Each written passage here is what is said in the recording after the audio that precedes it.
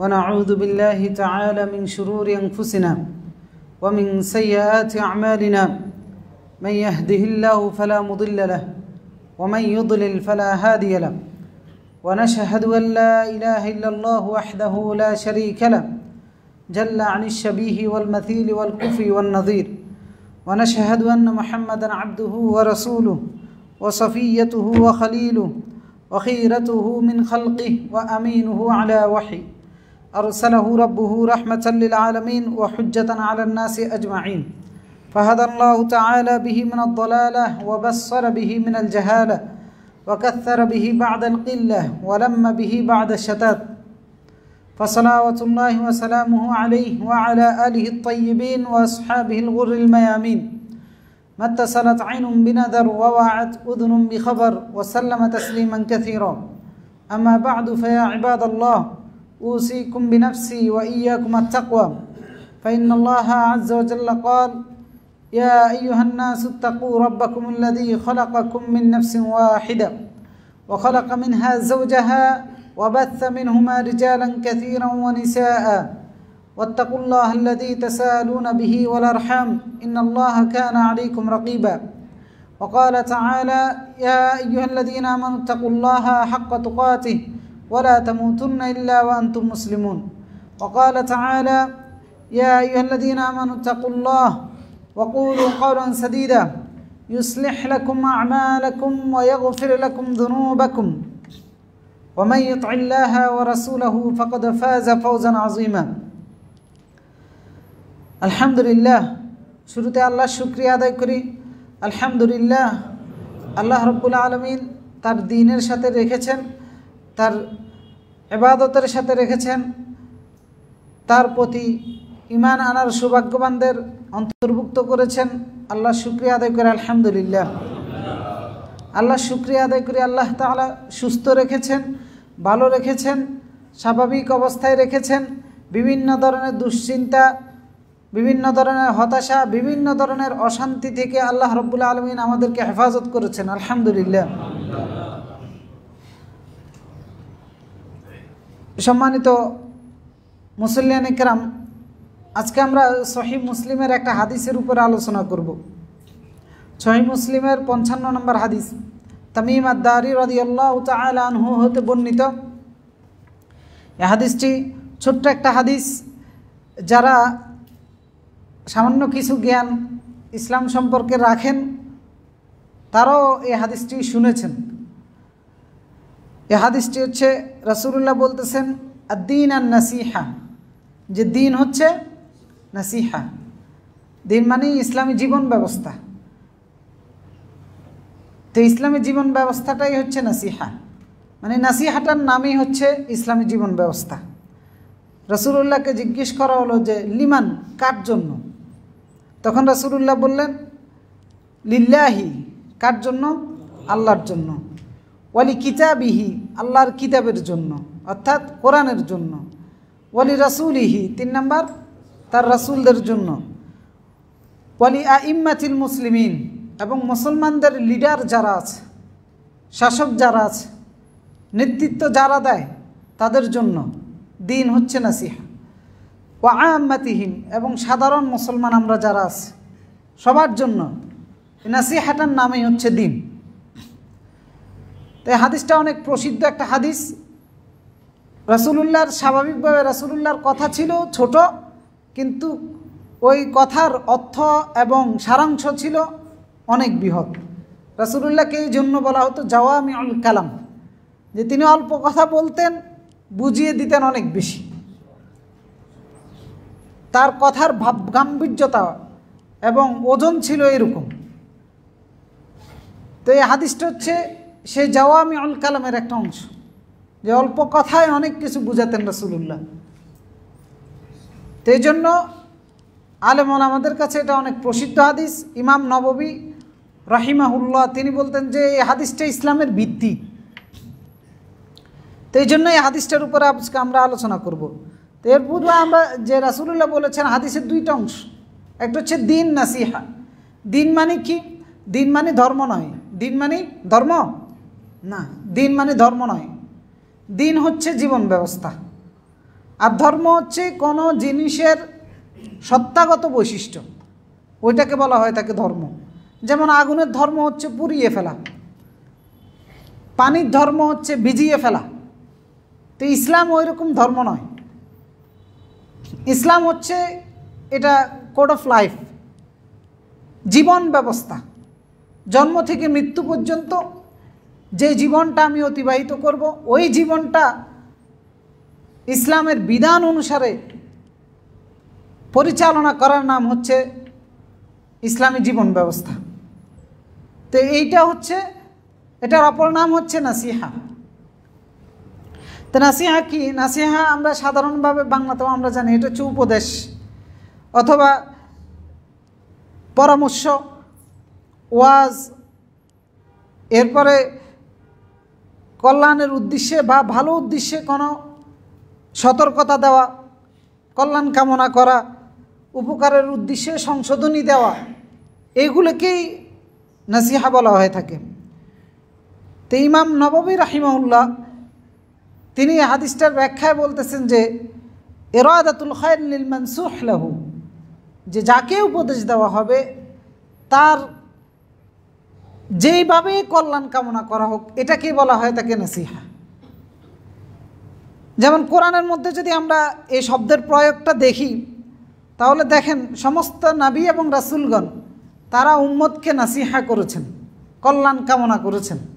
তো নাসিহা দ্বারা বোঝা যাচ্ছে যে কল্যাণ কামনা করা, কারণ সমস্ত নবী এবং রাসূলগণ হুবহু এই শব্দটাই আল্লাহ তাআলা ব্যবহার করেছেন, যে দাওয়াত দিয়েছেন আর ওনারা বলেছেন ওয়া আনা লাকুম নাসিহুন আমিন, যে আল্লাহর দিকে ডাকতেছি, এটা করার জন্য বলতেছি, ওইটা না করার জন্য বলতেছি, এই ব্যাপারে সতর্ক করতেছি, ওই ব্যাপারে সুসংবাদ দিচ্ছি, কারণ ওয়া আনা লাকুম নাসিহুন আমিন, আমি তোমাদের জন্য কল্যাণ কামনাকারী। সুতরাং বর্তমান সময়ে যে সমস্ত আলেম ওলামারা বা মসজিদের মিম্বর থেকে বলেন অথবা যে কোনো অ্যাঙ্গেল থেকে আল্লাহ এবং তার রাসূলের পক্ষ থেকে যে কোনো আদেশ, যে কোনো নিষেধ যাচ্ছে, আমাদের কাছে বুঝতে হবে যে এইটা আমাদেরকে, আমাদের প্রশান্তি, আমাদের সুখ শান্তি কেড়ে নেওয়ার জন্য নয়, আমাদেরকে কষ্ট দেওয়ার জন্য নয়, বরং আমাদের কল্যাণ কামনা করে এগুলো দেওয়া হচ্ছে, কারণ এটাই হচ্ছে দিন। নূহ আলাইহিস সালাম 950 বছর দাওয়াত দিয়েছেন, আর দাওয়াত দিতে গিয়ে তিনি বলেছেন উবাল্লিগুকুম রিসালাতি রব্বি ওয়া আনসাহু লাকুম, আমি আমার রবের রিসালাতের দায়িত্ব, বার্তা যে বহন করেছি সেই বার্তা পৌঁছে দেওয়ার দায়িত্ব পালন করতেছি।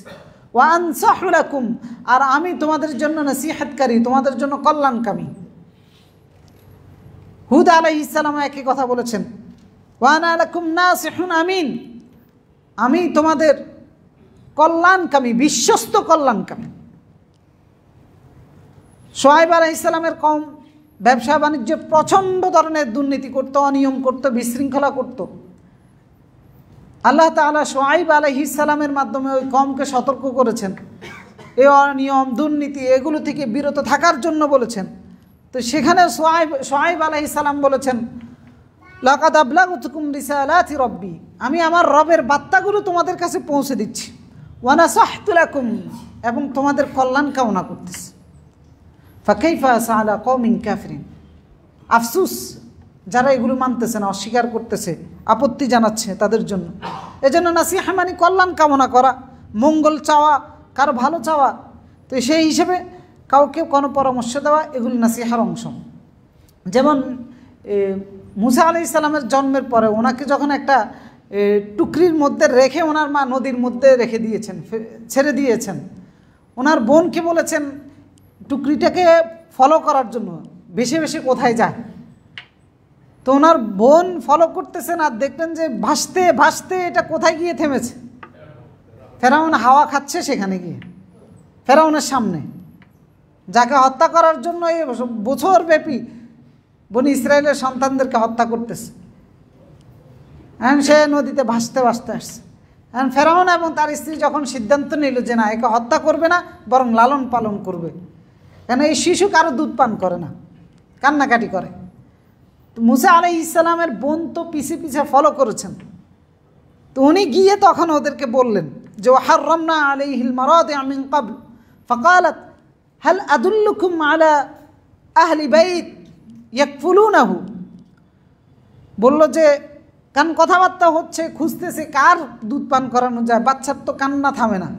তো তখন ওনার বোন বললেন যে আমি কি তোমাদেরকে দেখাবো এমন একটা পরিবারের কথা যারা তার দায়িত্বটা নিবে। ওহুম লাহু নাসিহুন, তারা এই শিশুর জন্য কল্যাণকামী হবে। নাসিহুন মানে কল্যাণকামী হবে। তা নাসিহা সবসময় উপদেশ নয়, পরামর্শটা দিয়েছেন কল্যাণকামী হবে। আল্লাহ তাআলা মূসা আলাইহিস সালামকে তার মায়ের কাছে আবার ফেরত দিয়ে দিলেন, দুই দিক দিয়ে লাভবান হয়েছে। আর আল্লাহ রাব্বুল আলামিনের কৌশলগুলো দেখেন, যেটা কেউ চিন্তাও করে নাই। ফেরাউন অজস্র বনি ইসরায়েলের সন্তানদেরকে হত্যা করতেছে যার আশা ঠেকানোর জন্য, আর আল্লাহ রাব্বুল আলামিন কীভাবে তাকে নিয়ে আসলেন। যার জন্য গর্ত ঘুরেছে সেই গর্তের মধ্যে ফেরাউন পড়েছে। তো ওনার বোন বলেছেন যে ফেরাউনকে যে এই পরিবার এই সন্তানের জন্য কল্যাণকামী হবে। তো যে কোনো অ্যাঙ্গেল থেকে কারো কল্যাণ কামনা করার নামই হচ্ছে নাসিহা। আসন্ন বিপদ সম্পর্কে যদি কাউকে সতর্ক করে বা পরামর্শ দেয়, এটাকে নাসিহা বলা হয় থাকে। যেমন মূসা আলাইহিস সালাম বনি ইসরাইলের কিপ্তিদের রাস্তায় ঝগড়া করছিলেন, বনি ইসরাইলের একজন আর কিপ্তিদের একজন, দুইজনের মধ্যে ঝগড়া হয়েছে। মূসা আলাইহিস সালাম তখন কিপ্তি সম্প্রদায়ের যে ছিল তারা একটা ঘুষি মারার কারণে সে মারা গেছে। পরে কিপ্তিরা ফেরাউনেরা সভাসদে বসে সিদ্ধান্ত নিয়েছে মূসা আলাইহিস সালামকে হত্যা করবে। একজন শহর থেকে আল্লাহ তাআলা কোরআনে উল্লেখ করেছেন, ওজা রাজুলুম মিন আকসাল মাদিনাতি ইয়াসা, দৌড় দিয়ে মূসা আলাইহিস সালামের কাছে এসেছে, এসে বলতেছে যে ইন্নাল মালা ইয়াতামিরুনা বিক, যে হে মূসা নেতারা পরামর্শ করেছে কি যে ইয়াকতুলুনা বিকা, যে তোমাকে হত্যা করবে তারা। অতএব ফাখরুজ ইন্নী লাকা মিনান নাসিহিন, তুমি এই শহর ছেড়ে চলে যাও, আমি তোমার কল্যাণকামী। মানে এই পরামর্শটা দিয়েছে, আর উনি বলেছে আমি তোমার জন্য নাসিহাকারী, মানে কল্যাণকামী। এই জন্য অনেকে আলেম ওলামাদের নাসিহাগুলো অনেকে বিরক্ত হয়, অনেকে বোরিং ফিল করে, অনেকে দেখা যায় যে না ওনাদের কাজে তো এসছে এটা, এ কারণে আমাদের কাজ হচ্ছে শোনা, বাধ্য হয়ে যেমন জুমার দিনে অনেকে শোনেন। তো বিষয়গুলো হচ্ছে কল্যাণ কামনার জায়গা থেকে করা হয় থাকে। আর এটাকে আল্লাহ রাসূল সাল্লাল্লাহু আলাইহি ওয়াসাল্লাম বলেছেন এটাই হচ্ছে দিন। দিন শিখতে হলে, দিনের সাথে থাকতে হলে এইভাবে আমাদেরকে থাকতে হবে। তো সুতরাং নাসিহা মানে হচ্ছে যে কোনো বিভিন্ন পদ্ধতিতে হতে পারে, এটা কল্যাণ কামনা করা হয় একে অন্যের যে পদ্ধতিগুলোর মাধ্যমে, এগুলো সব কিছুই হচ্ছে নাসিহা। তো এটা কখনো হতে পারে আদেশের মাধ্যমে হতে পারে, যে আপনাকে আদেশ করলাম, যেমন আল্লাহ আদেশ করেছেন আকিমুসসালাহ, নামাজ পড়ার জন্য, সিয়াম পালন করার জন্য আদেশ করেছেন, কষ্টকর কিনা।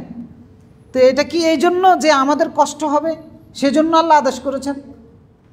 কে জন্য করেছেন? কিসের জন্য করেছেন? কল্যাণ কামনা করে করেছেন। কখনো আদেশের মাধ্যমে হতে পারে, কখনো নিষেধের মাধ্যমে হতে পারে। যেমন বললেন যে সুদ খেও না, এখন সুদ খাইলে তো যে সুদ খায় সে তো লাভবান না হয়, তা আল্লাহ তাআলা কি এটা তার ক্ষতি করার জন্য নিষেধ করেছেন? কি জন্য করেছেন? কল্যাণ কামনা করে করেছেন। আবার কখনো হতে পারে এটা পরামর্শের মাধ্যমে হতে পারে, পরামর্শ দিয়েছেন আল্লাহ তাআলা। যেমন আল্লাহ তাআলা কোরআনে বলেছেন কুলু ওয়াশরাবু, খাও এবং পান করো, ওয়ালা তুসরিফু, অপচয় করো না, মানে বেশিও খেও না। এইটা খাওয়া এবং পান করা এটা কি ওয়াজিব? ওয়াজিব না। আমি না খাইলে কি গুনাহগার হব? পানি পান না করলে গুনাহগার হব? পানি পান করলাম না, শরবত খেলাম। তো এই জন্য এটা পরামর্শমূলক। তো নাসিহা কখনো পরামর্শমূলক হতে পারে, আবার কখনো উপদেশের মাধ্যমে হতে পারে, যেমন ইউসিকুমুল্লাহ, আল্লাহ উপদেশ দিয়েছেন।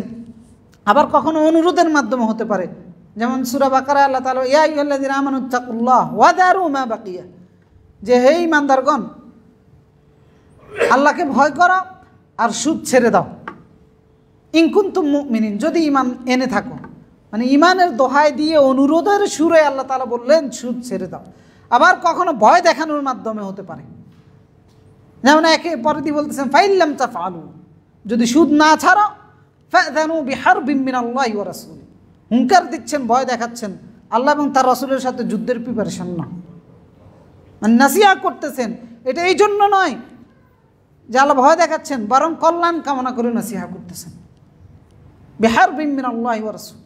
আবার কখনো সুসংবাদ দেওয়ার মাধ্যমে হতে পারে, আমানু ওয়া আমিলুস সালিহাত লাহুম জান্নাত, ঈমান আনো, নেক আমল করো, জান্নাত তোমাদের জন্য আছে, সুসংবাদের মাধ্যমে।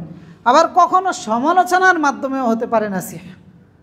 সমালোচনা করে আল্লাহ তাআলা সংশোধন করার জন্য চাচ্ছেন। যেমন ইহুদি খ্রিস্টান আলেম ওলামাদের সমালোচনা করেছেন, এটা কি তাদের নিন্দা করার জন্য করেছেন? সংশোধন করার জন্য করেছেন, কল্যাণ কামনা করে করেছেন। ওদের জীবিত থাকা অবস্থায় কোরআনের আয়াত নাজিল করে করে করেছেন। তো এই জন্য নাসিহাটা এই কারণেই দিন, এটা বিভিন্ন অ্যাঙ্গেল থেকে আমাদের জীবন আসতে পারে।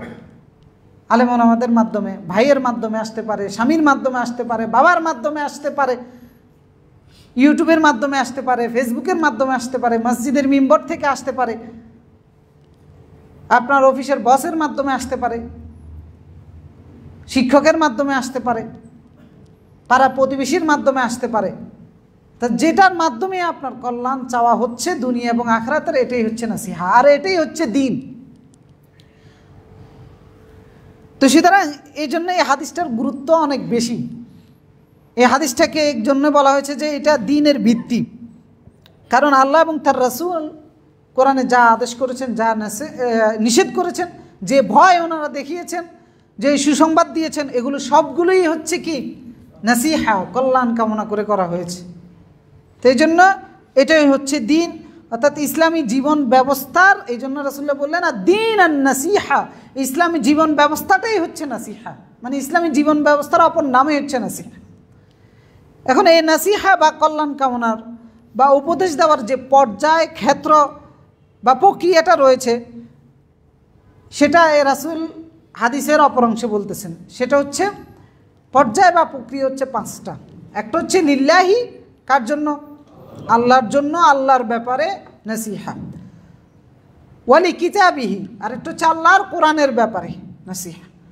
ওয়ালি রাসূলিহি, 3 নাম্বার হচ্ছে তার রাসূলদের ব্যাপারে। 4 নাম্বার হচ্ছে ওয়ালি আইম্মাতিল মুসলিমিন, মুসলিম লিডার যারা আছে, নেতা যারা রয়েছে, শাসক যারা রয়েছে, তাদের জন্য নাসিহা। ওয়া আম্মাতিহিম, এবং সাধারণ পাবলিকের জন্য। অর্থাৎ এই প্রক্রিয়ায় নাসিহাটা কাজ করবে, এই প্রক্রিয়ায় দ্বীনের সাথে আমাদেরকে সম্পৃক্ত থাকতে হবে। তো প্রথমে বলেছেন লিল্লাহি, আল্লাহর জন্য উপদেশ, অর্থাৎ আল্লাহর ব্যাপারে নাসিহা। আল্লাহর ব্যাপারে নাসিহাটা হতে পারে 4টা প্রক্রিয়া হতে পারে। এটা কীরকম? অর্থাৎ আল্লাহর জন্য, আল্লাহর ব্যাপারে নাসিহা করব, উপদেশ দিব, সতর্ক করব, কাউকে ভয় দেখাবো অথবা কাউকে সুসংবাদ দিব। আল্লাহর ব্যাপারে যে নাসিহা করা হবে, এটা যিনি আপনাকে আমাকে যে কোনো মাধ্যমে আল্লাহর ব্যাপারে কোনো নাসিহা করবে, অর্থাৎ আল্লাহর আদেশের ব্যাপারে, আল্লাহর নিষেধের ব্যাপারে, আল্লাহর পক্ষ থেকে কোনো ভয় দেখাবে, আল্লাহর পক্ষ থেকে কোনো সুসংবাদ দিবে, বুঝতে হবে যে ওই ব্যক্তি হচ্ছে আমার সবচেয়ে বেশি কল্যাণকামী।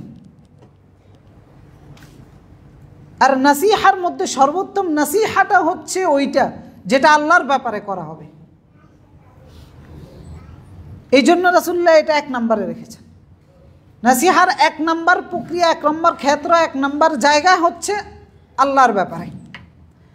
তা আল্লাহর ব্যাপারে নাসিহাটা প্রথম ক্ষেত্র হচ্ছে, বলছে 4টা। প্রথম ক্ষেত্র হচ্ছে আল্লাহর তাওহীদের শিক্ষা দেওয়া, আল্লাহর একত্ববাদের শিক্ষা দেওয়া। আল্লাহ যে সত্তাগতভাবে, গুণে, বৈশিষ্ট্যে, নামে, কর্মে, অধিকারে, এই সব বিষয়ে যে আল্লাহ রাব্বুল আলামিন একক সত্তা, এইটা যে আপনাকে শিখাবে, এই ব্যাপারে যে জ্ঞান দিবে, এই ব্যাপারে যে জ্ঞানগুলো আসবে, বুঝতে হবে যে এটাই হচ্ছে সবচেয়ে উত্তম নাসিহা, এটাই হচ্ছে সবচেয়ে উত্তম কল্যাণ কামনা করা, এবং এটাই দুনিয়ার সবচেয়ে বড় নিয়ামত। কারণ সমস্ত নবী এবং রাসূল এটাই করেছেন সবার আগে। কারণ মানুষ স্রষ্টাকে ভুলে গেছে, স্রষ্টার ইবাদত করতে ভুলে গেছে, স্রষ্টার আদেশ নিষেধ ভুলে গেছে। নবী এবং রাসূল প্রেরণ করে আল্লাহ তাআলা বললেন যে এটা করো আগে। এই জন্য নবী এবং রাসূলগণ এসে বলেছেন, ইয়া কওম উবুদুল্লাহ মা লাকুম মিন ইলাহিন গায়র, আল্লাহর দাসত্ব করো, যিনি ছাড়া কোনো ইলাহ নাই। এরপর আল্লাহ তোমাদেরকে কিভাবে খাওয়ায়, আল্লাহ তোমাদেরকে কিভাবে পড়ায়, আল্লাহ কিভাবে বিপদ থেকে বাঁচায়, আল্লাহ কিভাবে রক্ষা করে, এগুলো বিভিন্ন সময় প্রাসঙ্গিকতার ক্ষেত্রে রাসূলগণ দেখিয়ে দিয়েছেন। মানে প্রথম দায়িত্ব পালন করেছেন, প্রথম নাসিহা করেছেন আল্লাহর ব্যাপারে, আল্লাহর সাথে বান্দাকে পরিচয় করিয়ে দিয়েছেন। সুতরাং প্রথম নাসিহা হচ্ছে এটা যে আল্লাহর ব্যাপারে হবে, সেটা হচ্ছে আমি আল্লাহর সাথে পরিচয় করিয়ে দিব। আল্লাহ কিভাবে তার উপকার করে, কিভাবে তাকে রক্ষা করে, কিভাবে বিপদ আপদ থেকে মুসিবত থেকে হেফাজত করে, কিভাবে সৃষ্টি করেছেন, এইগুলো আল্লাহর বান্দার সাথে পরিচয় করিয়ে দেওয়া এবং আল্লাহর সাথে অংশীদারিত্ব করার বিষয়গুলো থেকে তাকে দূরে রাখানো, শিরিক বেদাত থেকে মানুষকে দূরে রাখা, শিরক থেকে। এটাই হচ্ছে উত্তম নাসিহা। এটা কথার মাধ্যমে হতে পারে, কাজের মাধ্যমে হতে পারে। তো এই নাসিহা যদি কারো পক্ষ থেকে আসে, বুঝতে হবে যে উনি হচ্ছেন আপনার সবচেয়ে বেশি কল্যাণকামী লোক, উনি আপনার সবচেয়ে বড় হিতাকাঙ্ক্ষী, আপনার মন মতো না হলেও। যেমন লোকমান আলাইহিস সালাম মূল্যবান নাসিহাটাই তো সন্তানকে করেছেন, আর মূল্যবান ছিল বিদায় তো আল্লাহ রাব্বুল আলামিন কোরআনে লোকমানের নাসিহাটা নোট করেছেন। তো লোকমানের নাসিহাটা কি ছিল সন্তানের জন্য? ওয়াইদ ক্বালা লোকমান লিবনিহি ওয়া হুয়া ইয়াইজুহু, ছেলেকে নাসিহা করতেছে, ওয়াজ করতেছে সন্তানকে, ইয়া বুনাইয়া লা তুশরিক বিল্লাহ, হে আমার প্রিয় সন্তান, আল্লাহর সাথে অংশীদারিত্ব করো না, তোমার তাওহীদ নষ্ট করে দিও না, ইন্না শিরকা লা যুলমুন আযীম, এর চাইতে বড় জুলুম আর কিছু হতে পারে না। তো সবচেয়ে উত্তম নাসিহাটা লোকমান করেছেন তার সন্তানকে। আল্লাহ তাআলার পছন্দ হয়েছে বিদায় আল্লাহ তাআলা কোরআনে উল্লেখ করেছেন। তো এই জন্য আপনি যদি আপনার সন্তানের কল্যাণ কামনা করেন, আপনি যদি আপনার স্ত্রীর কল্যাণ কামনা করেন, আপনি যদি আপনার ভাইয়ের কল্যাণ কামনা করেন, আপনার বোনের কল্যাণ কামনা করেন, আপনার অন্যান্য আত্মীয় স্বজন যে আপনার কাছে অধিক প্রিয়, তার কল্যাণ কামনা করবেন কিভাবে? কিভাবে করবেন? আল্লাহকে চিনাবেন তাকে, যে আমার প্রিয় সন্তান, তাকে আল্লাহর সাথে পরিচয় করিয়ে দিবেন। আল্লাহ কিভাবে তাকে সৃষ্টি করেছে, কিভাবে তাকে রক্ষা করবে, কিভাবে তাকে হেফাজত করবে, বালা মুসিবত থেকে কে তাকে রক্ষা করবে, এই শিক্ষাগুলো আগে দিবেন। এটাই হচ্ছে সর্বোত্তম নাসিহা। আমরা কি এটা দেই নাকি? আমরা তো সন্তানকে পরিচয় করিয়ে দিই লাখ টাকা কীভাবে কামাইতে হবে, বাড়ি কিভাবে তৈরি করতে হবে, ঘর কিভাবে তৈরি করতে হবে, ব্যবসা কিভাবে করতে হবে, কিভাবে সমাজের সাথে চিটিংবাজি করতে হবে, কিভাবে চালাক হইতে হবে। কারণ ওইটা শিখাইলে তো ছেলেটার বোকা বানাইয়া রেখে গেছে। আর এই সমস্ত আকাম কুকামগুলো শিখাইতে পারলে ছেলেরা এখন যোগ্য হিসাবে গড়ে দিয়েছে। এই সমস্ত অপকর্মগুলো শিখিয়ে এরপরে বলা হচ্ছে যে এটা যোগ্য সন্তান হয়েছে।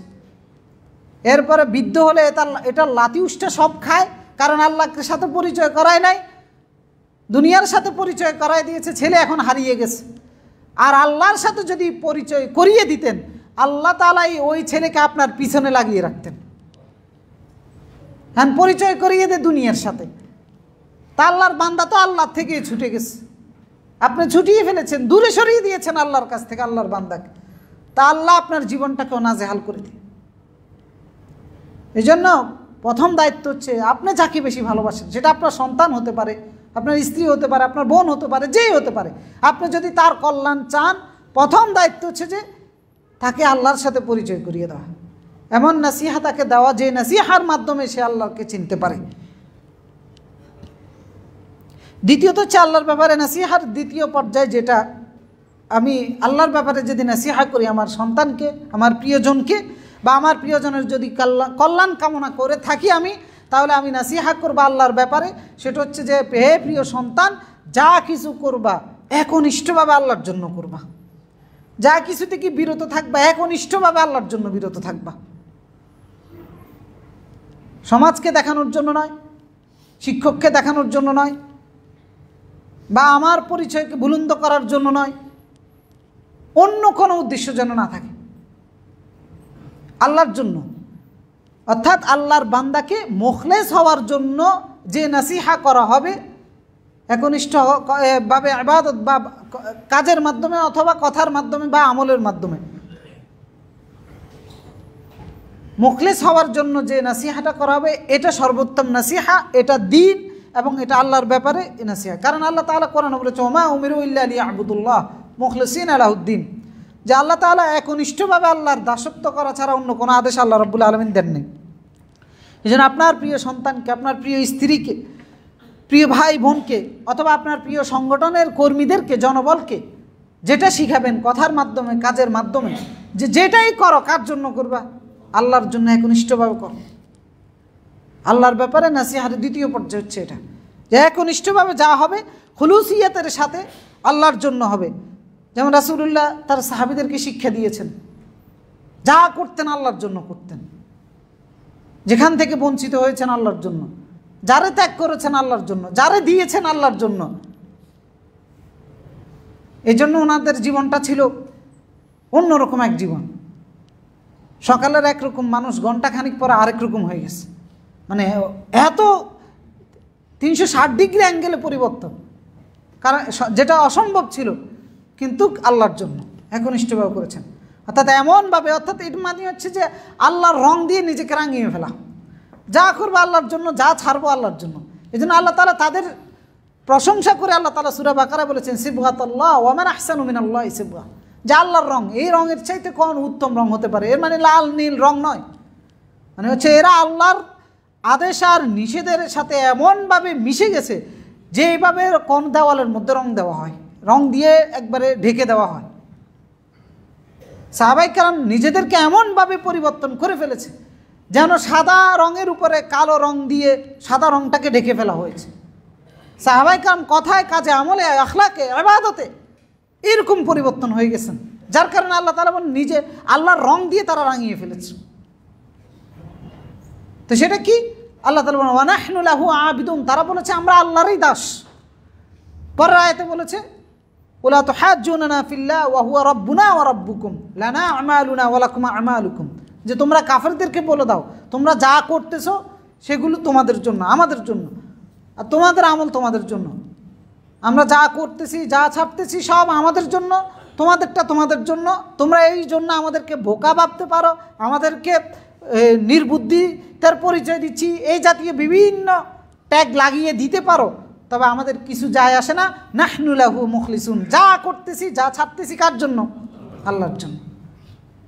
তা আল্লাহর ব্যাপারে এই দ্বীনের উত্তম নাসিহা দ্বিতীয় পর্যায়ে হচ্ছে এইটা, যে খুলুসিয়াতের শিক্ষা দেওয়া।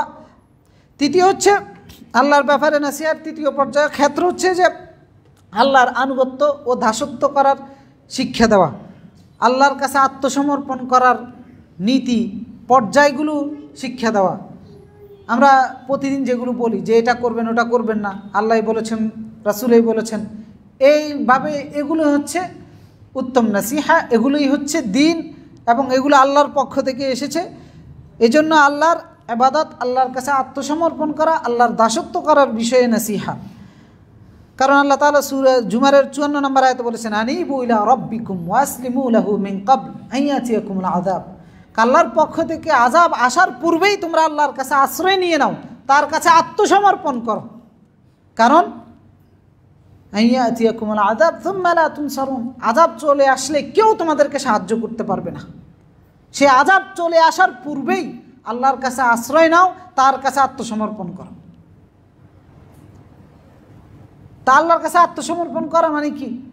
পুলিশের মতো হ্যান্ডকাপ পরিয়ে আল্লাহর কোনো টিম এসে আমাদেরকে ধরে নিয়ে যাবে এরকম নয়।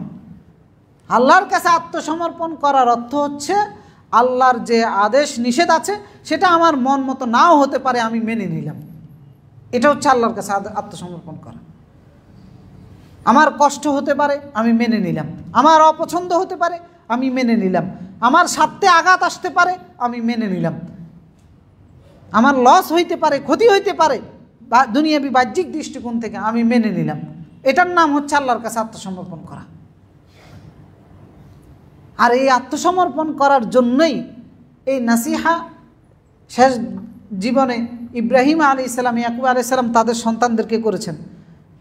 জাম কুনতুম শুহাদা ইযা হাদরা ইয়াকুব আল মাউত, ইয়াকুবের মৃত্যু যখন উপস্থিত হয়েছিল, ইহুদিরা আল্লাহ নাসিহা ভুলে গিয়েছিল আল্লাহর ব্যাপারে। আল্লাহ তাআলা তাদেরকে পরে কোরআন নাজিল করে বললেন তোমরা তো তখন ছিলা, ইয়াকুব যে নাসিহাটা করেছিল সেটা হচ্ছে কি, ইয ক্বালা লিবানিহি মা তা'বুদুনা মিন বাদি। ইয়াকুব তার সন্তানদেরকে বলেছিল, হে আমার প্রিয় সন্তানেরা, আমি দুনিয়ার থেকে বিদায় নিয়ে যাব, আমার পরে তোমরা কার দাসত্ব করবা, কার ইবাদত করবা? তখন সন্তানরা ওয়াদা করেছিল, না'বুদু ইলাহাকা ওয়া ইলাহা আবাইকা ইব্রাহিমা ওয়া ইসমাঈলা ওয়া ইসহাকা ইলাহান ওয়াহিদা। আপনার যে ইলাহ, আপনার ইয়াকুব, ইব্রাহিম, ইসহাক, ইসমাঈল, এদের যে ইলাহ, সেই একক আল্লাহ রাব্বুল আলামিনের দাসত্ব আমরা করব, ওয়াদা করেছিল। এরপরে আল্লাহ তাআলা আরো বলেছেন, ওয়াসা বিহা ইব্রাহিম বানি ওয়া ইয়াকুব। ইয়াকুব আলাইহিস সালাম এবং ইব্রাহিম তার সন্তানদেরকে ওসিয়ত করেছিলেন যে, ইয়া বুনাইয়া ইন্নাল্লাহ আস্তাফা লাকুমুদ্দিন,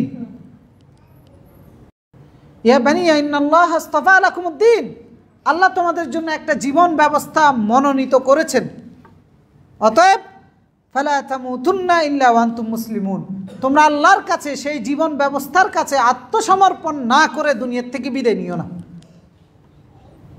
যেন আল্লাহর ব্যাপারে নসিহার তৃতীয় পর্যায় হচ্ছে আল্লাহর কাছে আত্মসমর্পণ করব। নিজের চাহিদা, নিজের প্রবৃত্তি, নিজের খুশি, নিজের পছন্দ, নিজের অপছন্দ সব কিছু আল্লাহর আদেশ এবং নিষেধের ভিত্তিতে হবে। এটার নাম হচ্ছে আত্মসমর্পণ, এটার নাম হচ্ছে মুসলমান,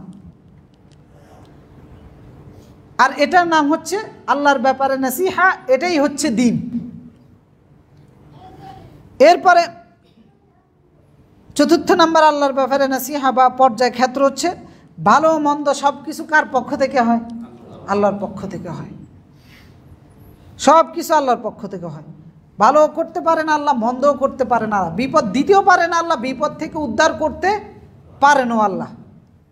এই জন্য আল্লাহর কাছে ধর্ণা দেওয়া, এই বিশ্বাস রাখা এবং বিপদে পতিত হলে অন্য কারো দরবারে না ছুটে গিয়ে কার কাছে ছুটে যাওয়া? আল্লাহর কাছে ছুটে যাওয়া। এবং উদ্ধার হতে পারলে ক্রেডিটটা কাউকে না দিয়ে কাকে দেওয়া? আল্লাহকে দেওয়া। ডানে বামে রাস্তা না খোঁজা যে এই কারণে হয়ে গেছে, ওই কারণে না। কে করে দিয়েছেন? আল্লাহ করে দিয়েছেন, আল্লাহ উদ্ধার করে দিয়েছেন। আল্লাহর ব্যাপারে এই নসিহা, বিপদ দিয়েছেন আল্লাহ উদ্ধার করেন, আর এটার মধ্যেও কল্যাণ থাকে।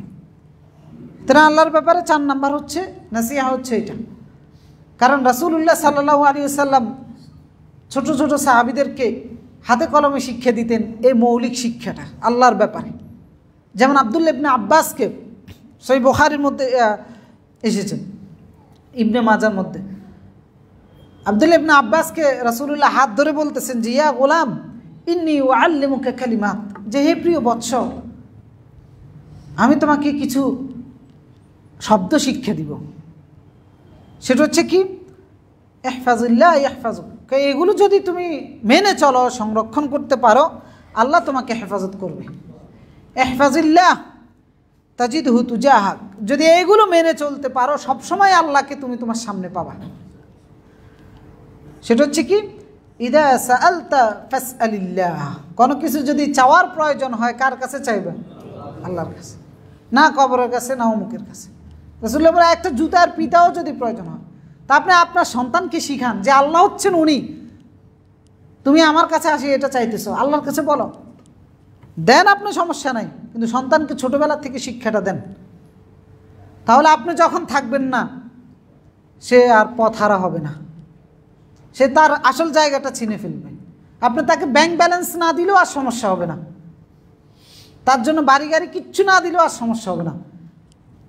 এমন নয় যে আপনাকে তিরস্কার করবে, ভৎসনা করবে, কিচ্ছু করবে না। কারণ আমাদের তো আলহামদুলিল্লাহ অত ব্যাংক ব্যালেন্স নাই, আমার বাবাও এরকম কিছু রেখে যায় না, কিন্তু এই জন্য কখনো ভৎসনা করি না।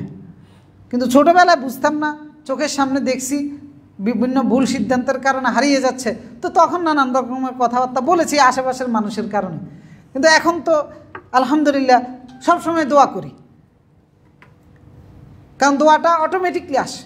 কারণ তখন যখন মানুষের কারণে এই কথা সেই কথা বাবাকে বলতাম যে এটা কেন করতেছেন, ওইটা কেন করতে, এই তো ক্ষতি হয়ে যাবে, তখন বাবা এই কথাটা কিন্তু আমার আব্বা প্রায় সময় বলতো যে আল্লাহ দিবে, আল্লাহ দিবে।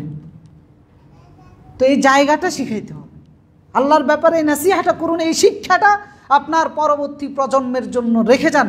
এটা সবচেয়ে বড় সম্পদ, এটা সবচেয়ে বড় সম্পদ। যার কারণে এই ছোট বাচ্চাকে রাসূলুল্লাহ বললেন, আমি তোমাকে এমন শিক্ষা দিব, এটা যদি সংরক্ষণ করো আল্লাহ তোমাকে হেফাজত করবে, আল্লাহকে সবসময় তুমি তোমার পাশে পাবা। সেটা হচ্ছে যে ইদা সালতা ফাসআলিল্লাহ, কোনো কিছু প্রয়োজন হলে কার কাছে চাইবা? আল্লাহর কাছে চাইবা। কারণ রাসূলুল্লাহ বললেন ওয়া'লাম মান্নাল উম্মাহ, গোটা মানব জাতি, গোটা উম্মত যদি একত্রিত হয়, ইজতামাআত আন ইয়ানফাউকা বিশাইইন লাম ইয়ানফাউকা ইল্লা বিশাইইন ক্বাদ কাতাবাহুল্লাহ, সবাই একসাথ হলেও তোমার কোনো উপকার করতে পারবে না যদি আল্লাহ সেটা তোমার ভাগ্যে না লিখে।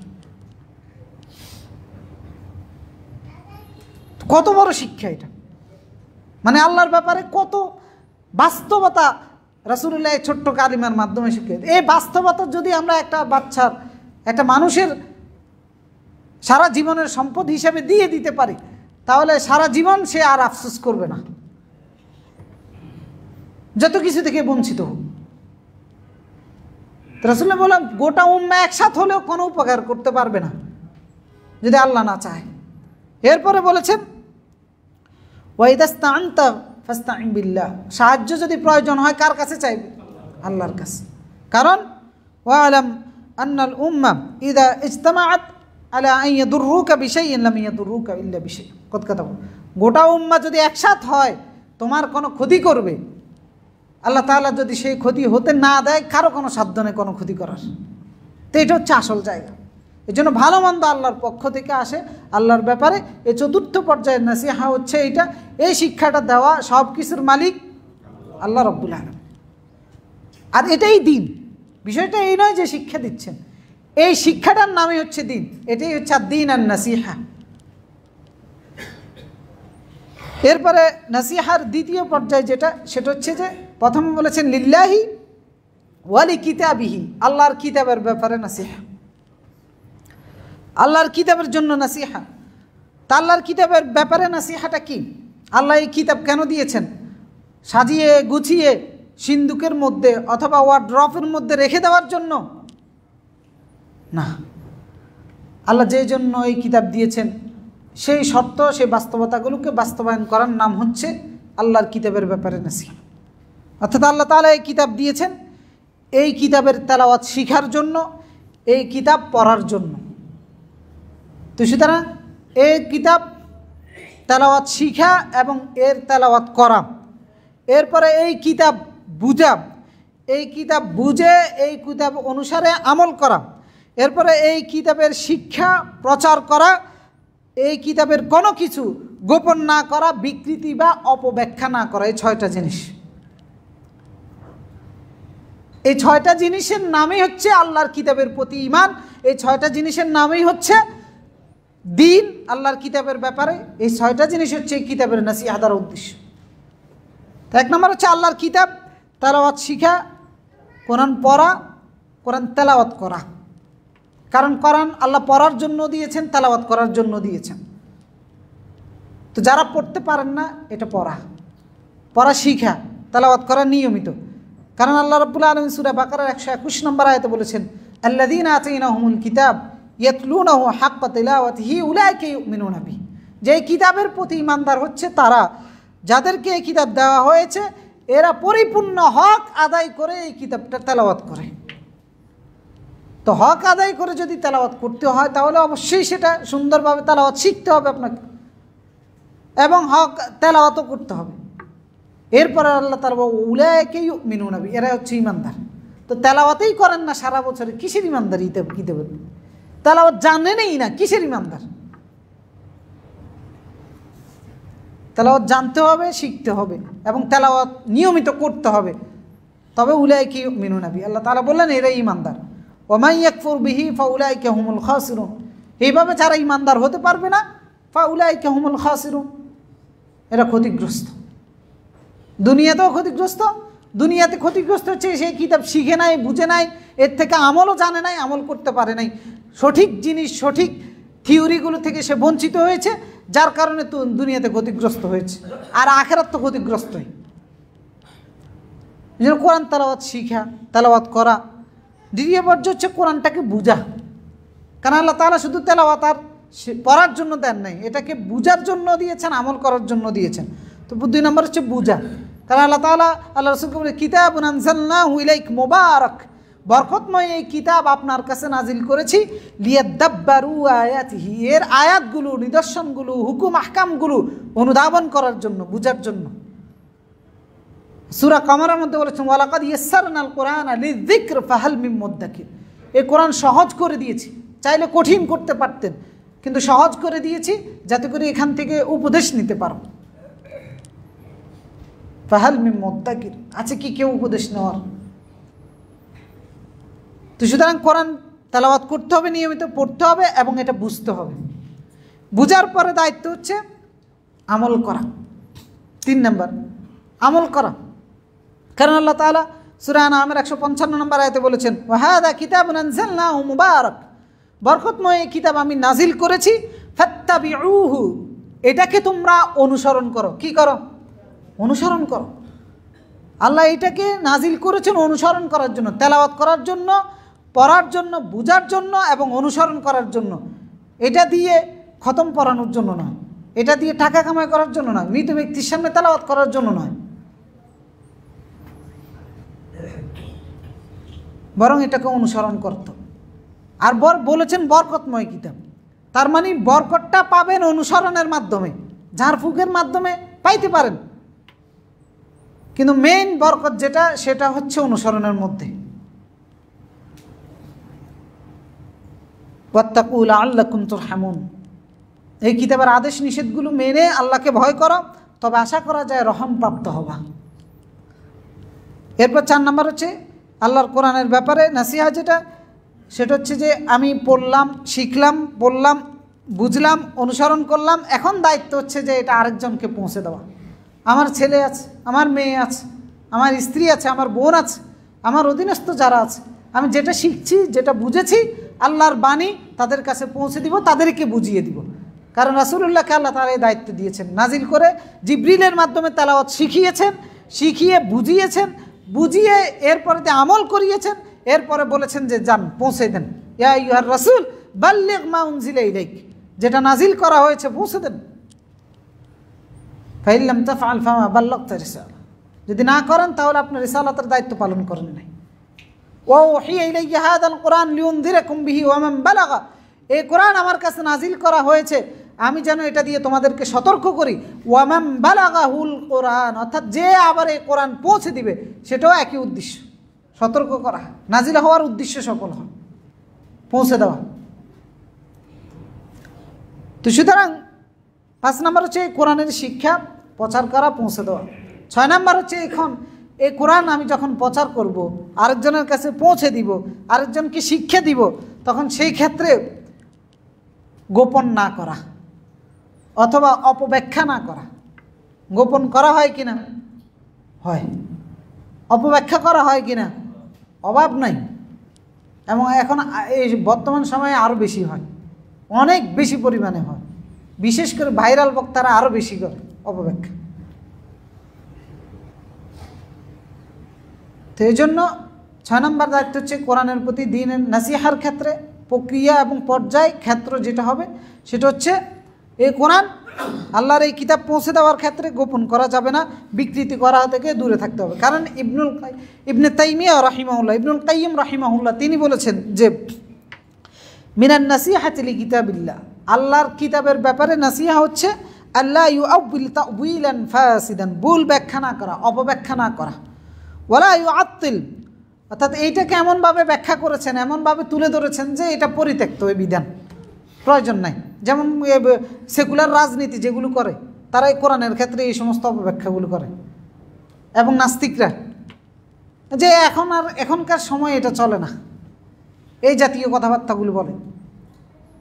এরপরে ওয়ালা ইউহাম্মিল মা লা ইয়াহতামিল, এমনভাবে কোরআনটাকে তুলে না ধরা যে এটা আমল করা সম্ভব নয়। কোরআন কি আল্লাহ এরকম দিয়েছেন যে এটা আমল করা সম্ভব নয়? এগুলো অপব্যাখ্যার শামিল, এগুলো কোরআনের ক্ষেত্রে আমানতের খেয়ানত। কারণ এই অপকর্মগুলো করেছিল ইহুদিরা, এই অপকর্মগুলোই তারা করেছে, তাদের মন মতো হয় নাই, তাদের স্বার্থ বাস্তবায়ন করতে পারে নাই, পরিবর্তন করে দিয়েছে, অপব্যাখ্যা করে ফেলেছে, লুকিয়ে ফেলেছে তাওরাত জাবুর এগুলিকে। তা আল্লাহ তাআলা কোরআন উল্লেখ করেছেন, লানত দিয়েছেন তাদেরকে, যে আফাতাতমাউনা ইউমিনু লাকুম। সাহাবায়ে কেরামকে বলতেছেন, এই জাতির ঈমান আনা তোমরা আশা করতেছো, যে জাতির চরিত্র ছিল ইসমাউনা কালাম আল্লাহ, আল্লাহর কালাম শুনতো, সুম্মা ইউহাররিফুনাহু মিন বা'দি মা আকালু, আকলে ঢুকার পরে পরিবর্তন করে ফেলতো, ওয়া হুম ইয়ালামুন, জেনে শুনে। তা এখনও এই কোরআনে অনেক বিকৃতি করা হয়। আল্লাহ যেহেতু হেফাজতের দায়িত্ব নিয়েছেন, এটা মানে পরিবর্তন করে অপব্যাখ্যা করে লুকাতে পারে না। তাওরাত জাবুরে হেফাজতের দায়িত্ব আল্লাহ নেন নাই বিদায় সেটা অপব্যাখ্যা করে পরিবর্তন করে তারা গোপন করে ফেলত, মানে লুকিয়ে ফেলতে পারত। যার কারণে আল্লাহ তাআলা পরে ওয়ালাকিন লা'নাহুমুল্লাহু বিকুফরিহিম ইল্লা কালিলা, আল্লাহর লানত এগুলোর উপরে, যার কারণে ঈমান এদের কপালে জুটবে না যারা কোরআন অপব্যাখ্যা করে। তো এই জন্য আল্লাহর কিতাবের ক্ষেত্রে নাসিহত হচ্ছে আল্লাহর কিতাবের প্রতি ঈমান আনতে হবে, এরপর আল্লাহর কিতাব পড়া শিখতে হবে, তেলাওয়াত করতে হবে নিয়মিত, বুঝতে হবে এবং আমল করতে হবে, প্রচার করতে হবে, আর গোপন করা, বিকৃতি করা, অপব্যাখ্যা করা এগুলো থেকে দূরে থাকতে হবে। আর অপব্যাখ্যা বেশিরভাগ হয় মন মতো ব্যাখ্যা করার কারণে, সাহাবায়ে কেরামের ব্যাখ্যাগুলো না জানার কারণে, পূর্ববর্তীদের ইমামদের ব্যাখ্যাগুলো না জানার কারণে। তো সেজন্য এগুলো থেকে দূরে থাকতে হবে। আরও দুইটা বিষয় আছে, একটা হচ্ছে যে আরও তিনটা বিষয় আছে, এই তিনটা বিষয় ইনশাআল্লাহ আমরা আগামী সপ্তাহে আলোচনা করব। আজকে তো আমাদের সময় শেষ। একটা হচ্ছে ওয়ালি রাসূলি, রাসূলের প্রতি, আরেকটা হচ্ছে রাসূলদের ব্যাপারে নসিহা, রাসূলদের ব্যাপারে দিন যেটা, দুই নম্বর হচ্ছে ওয়ালি আইম্মাতিল মুসলিমিন, 4 নম্বর যে মুসলিম লিডার যারা আছে, ইমাম যারা আছে, এদের ব্যাপারে নসিহা, এদের ব্যাপারে দিনটা কী হবে। এরপরে 5 নম্বর হচ্ছে ওয়া আম্মাতিহিম, সাধারণ মানুষের ক্ষেত্রে নসিহাটা কী হবে, ইনশাআল্লাহ আগামী সপ্তাহে আলোচনা করব। তো আজকে দুইটা বিষয়, একটা হচ্ছে যে এই দিনের ক্ষেত্রে নসিহার গুরুত্বটা কী, নসিহা কেন করা হচ্ছে, নসিহার মাধ্যমে কি উদ্দেশ্য সাধন হচ্ছে, নসিহা কীভাবে আমাদের দিনের অংশ, নসিহা না থাকলে দিন যে থাকে না, সেই বিষয়গুলো আমরা জেনেছি। এর মধ্যে 1 নম্বর হচ্ছে আল্লাহর ব্যাপারে, 2 নম্বর হচ্ছে আল্লাহর কিতাবের ব্যাপারে। ইনশাআল্লাহ আর 3টে বিষয় আছে, আমরা আগামী সপ্তাহে জানার চেষ্টা করব। তো আজকে যে বিষয়টা জেনেছি আল্লাহ তাআলা আমাদেরকে বুঝে আমল করার তৌফিক দান করুন। আকুলু কওলি হাযা ওয়াস্তাগফিরুল্লাহ আযীম লি ওয়া লাকুম ফাস্তাগফিরুহু ইন্নাহু হুয়াল গফুরুর রহিম। আলহামদুলিল্লাহি আলা ইহসানি ওয়া শুকরু লাহু আলা তাওফীকিহি ওয়া ইমতিনানি ওয়া আশহাদু আল লা ইলাহা ইল্লাল্লাহ ওয়াহদাহু লা শারীকা লাহু তা'যীমান লিশানি ওয়া আশহাদু আন্না মুহাম্মাদান আবদুহু ওয়া রাসূলুহু দাঈ ইলা রিদওয়ানি সাল্লাল্লাহু ওয়া সাল্লামা আলাইহি ওয়া আলা আলিহি ওয়া সাহবিহি ওয়া মান সারা আলা নাহজি ওয়াস্তান্না বিসুন্নতি ইলা ইয়াউমিদ্দিন। দান বাক্সগুলো একটু উপরে আছে, দান বাক্সগুলো একটু মেহেরবানি করে চালিয়ে দেন। আমরা ছোট্ট একটা হাদিস, সহিহ মুসলিমের 55 নম্বরের হাদিস, আপনারা সবাই সহিহ মুসলিমের মধ্যে গেলেই এই হাদিসটা পাবেন। অনেক ছোট হাদিস, কিন্তু এই হাদিসটার গুরুত্ব একজন মুসলিম হিসাবে ইমানের উপরে, ইসলামের উপরে এবং দ্বীনের উপরে থাকার জন্য অনেক বেশি রয়েছে। তো এই জন্য এই হাদিসটা পড়বেন এবং এর ব্যাখ্যাগুলো দেখে আমল করার চেষ্টা করবেন। আল্লাহ তাআলা আমাদেরকে সেই তৌফিক দান করুন।